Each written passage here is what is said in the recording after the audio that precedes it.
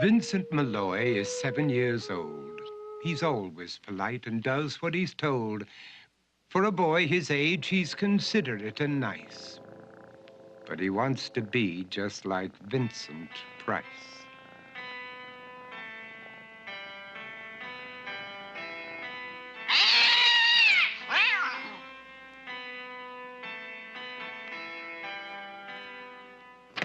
He doesn't mind living with his sister, dog, and cats, though he'd rather share a home with spiders and bats.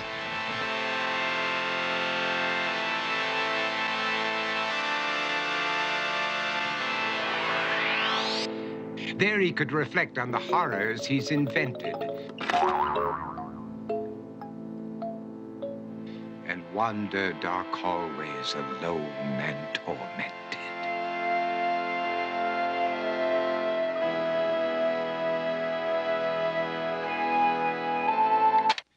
Vincent is nice when his aunt comes to see him, but imagines dipping her in wax for his wax museum.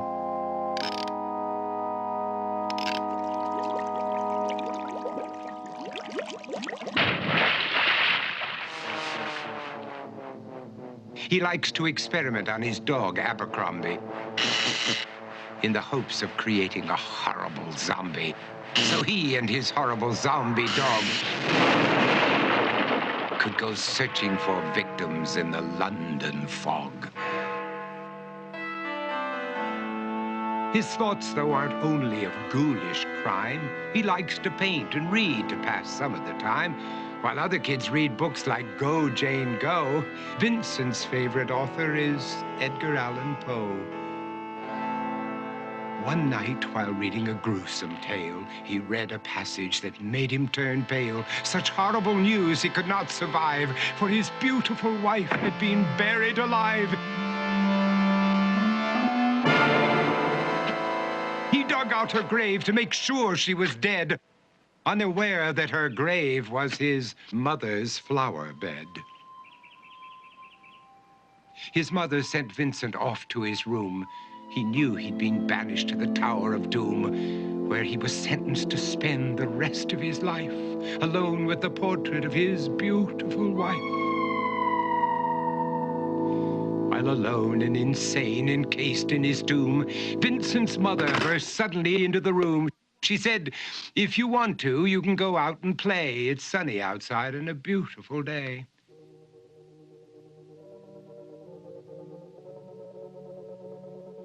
Vincent tried to talk, but he just couldn't speak. The years of isolation had made him quite weak. So he took out some paper and scrawled with a pen, "I am possessed by this house and can never leave it again." His mother said, "You're not possessed and you're not almost dead. These games that you play are all in your head. You're not Vincent Price, you're Vincent Malloy. You're not tormented or insane, you're just a young boy. You're 7 years old and you are my son. I want you to get outside and have some real fun." Her anger now spent, she walked out through the hall.